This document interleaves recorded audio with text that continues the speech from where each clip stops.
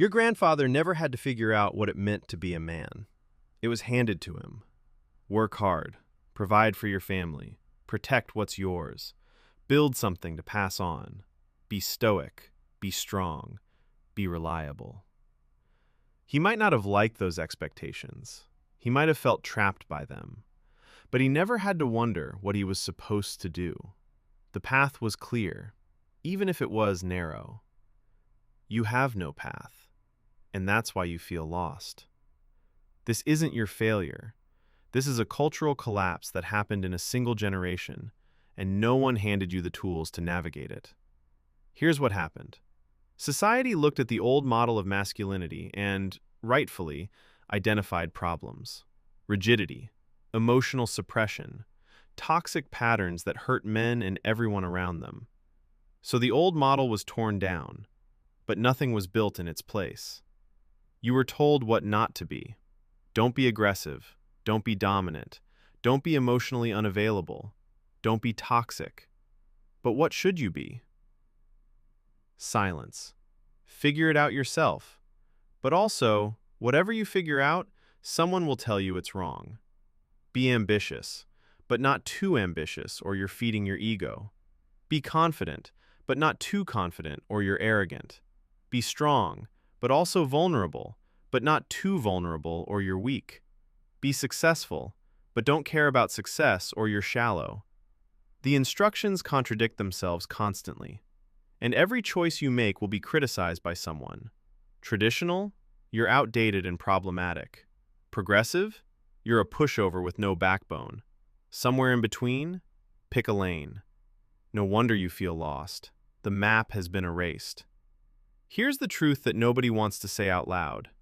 There is no consensus anymore on what a good man looks like.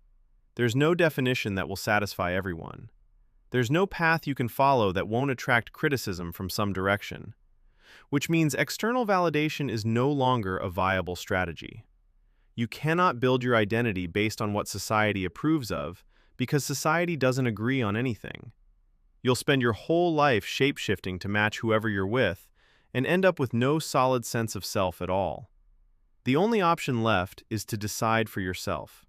What do you believe a man should be? Not what your parents think, not what social media rewards, not what gets you the least criticism. What do you actually believe when you're alone with your thoughts and there's no one to perform for? What values do you hold that you'd defend even if everyone disagreed? What would make you proud of yourself on your deathbed, regardless of whether anyone else understood? These questions are terrifying because they have no external answer. You can't Google what you should value. You can't outsource your identity to an influencer or ideology. You have to decide, and then live with your decision, and then defend it against everyone who thinks you should have decided differently. That's the burden of being a man right now. But it's also an opportunity your grandfather never had. He didn't get to choose. His path was assigned. He had to be a certain type of man whether it fit him or not. He had to suppress parts of himself to match the mold. You get to build from scratch. That's harder, but it can also be more authentic, more aligned with who you actually are, not who you were told to be. The feeling of being lost isn't permanent. It's a phase. It's the space between the old identity that was torn down and the new one you're building.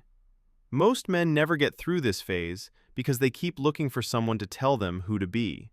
They try on different ideologies, different role models, different versions of masculinity they found online. But borrowed identities never fit right, because they weren't built for you. The only way out is to sit with the discomfort of not knowing, to tolerate the ambiguity, to keep asking yourself what you actually believe and letting the answers evolve. Eventually, something solid will form, not because someone gave it to you, because you built it yourself, through trial and error and honest self-examination. That kind of identity can't be taken from you, because it's not based on external approval. It's based on your own relationship with yourself, and that's the only foundation that holds.